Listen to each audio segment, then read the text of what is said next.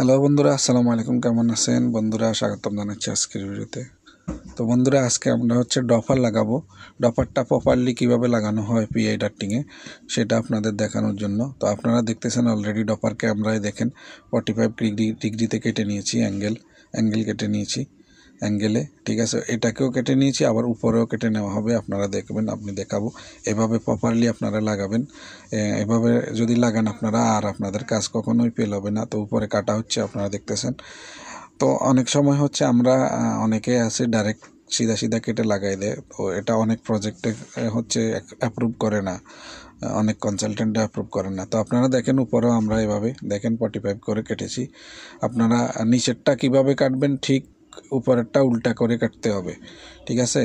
নিচে ডপারে যদি আপনি ভিতরে করে কাটেন তাহলে এটা বাইর করে কাটতে হবে, আর নিচেরটা যদি বাইর করে কাটেন ওটা ভিতর করে কাটতে হবে, অর্থাৎ আপনাকে মিলাতে হবে। দেখেন, এখন আমরা মিলাচ্ছি, দেখেন কিভাবে বসে গেছে, দেখেন অ্যাঙ্গেলে কিভাবে বসে গেছে। এখন এটা প্রপারলি হবে, এটা গ্লু দিয়ে লাগিয়ে সিলিকন লাগিয়ে দিলে প্রপারলি এটা মোটামুটি বসবে। তো অনেক কনসালটেন্ট এভাবে চায়, আবার অনেকে হয়তো মেনে নেয়, আর বেশিরভাগ কনসালটেন্টে 45 অ্যাঙ্গেল না কাটলে মানে না, ঠিক আছে। অনেক চেক করে, অনেক সময় চেকও করে, ট্যাপ খুলে তারপরে সিলিকন খুলে চেক করতে পারে তখন। তো তার চেয়ে ভালো আগে প্রথম থেকেই আপনারা যদি এইভাবে লাগিয়ে দেন তাহলে কাজ কেউ ফেল করতে পারবে না, ঠিক আছে। এটা প্রপার অ্যাকচুয়ালি।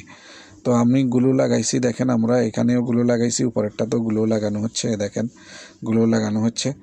এরপরে বসিয়ে দেওয়া হবে, বসিয়ে দিলে সুন্দরভাবে এটা গ্লুটা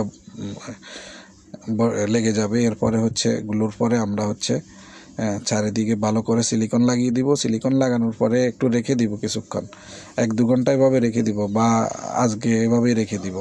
পরে সিলিকনটা যখন শুকিয়ে যাবে তখন আমরা টেপ মারবো। আসলে অ্যাকচুয়ালি যদি আমরা সাথে সাথে সিলিকনের উপরে টেপ মেরে দিই, সিলিকনটা শুকায় না, ভিতরে কাঁচা রয়ে যায়।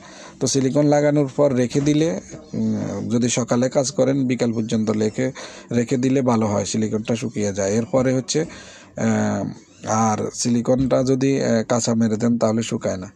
এরপরে আপনারা কি করবেন, শেষে এই যে আমরা দেখতেছেন, যদি লাইনার এরিয়ার ভিতরে পড়ে আপনার ডফার, তাহলে লাইনার তো কাটা পড়বে। ওখানে কাটা পড়লে কি হয়, লাইনারটায় যে অ্যাকোস্টিকের লাইনারের যে হলুদ কালারের পমগুলো থাকে, এগুলো ভয়ঙ্কর, এগুলো উড়ে, এসি চালানোর পর এগুলো উঠবে হাওয়ার সাথে। এই জন্য আপনারা কি করবেন, ডপারের ভিতর থেকে লাইনারে আর ডপারে লাইনারের কাপড়টা, কালো কাপড়টা কেটে নিয়ে পাতলা করে সাফাই করে, ফোমটা সাফাই করে এইভাবে গুলো দিয়ে লাগিয়ে দিবেন, এই যে। তাহলে ওইগুলো আর উঠবে না। না হলে এটাও কিন্তু আবার কনসালটেন্টে ফলো যদি করে আপনাকে, ওটার জন্য কমেন্টস দিবে, ধরবে। কারণ অ্যাকোস্টিকটা ভয়ঙ্কর, অ্যাকোস্টিকের যে ফোমগুলা ওগুলা খুবই ভয়ঙ্কর, ওগুলা থেকে মানব দেহের অনেক বড় ক্ষতি হতে পারে। এই জন্য এগুলা কনসালটেন্টরা অ্যাকসেপ্ট করে না, ওগুলা খোলা অবস্থায় অ্যাকসেপ্ট করে না।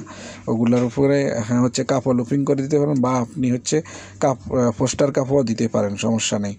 বা যদি না করেন তাহলে ওই যে ফোমটা সাফাই করে এভাবে, এভাবে চারিদিকে লাইনারের যে কাপড়টা, কালো কাপড়টা, সেটা এগুলো দিয়ে এভাবে মেরে দিবেন, লুপিং করে দিবেন লাইনারের সাথে। আর যদি লাইনার এরিয়ার মধ্যে না পড়ে তাহলে তো সমস্যা নেই। আপনার ডপার যদি লাইনার যে পর্যন্ত লাইনার আছে সে পর্যন্ত পরে এই সিস্টেমে করবেন। তো এইভাবেই ডপার লাগাবেন। আশা করি বুঝতে পেরেছেন।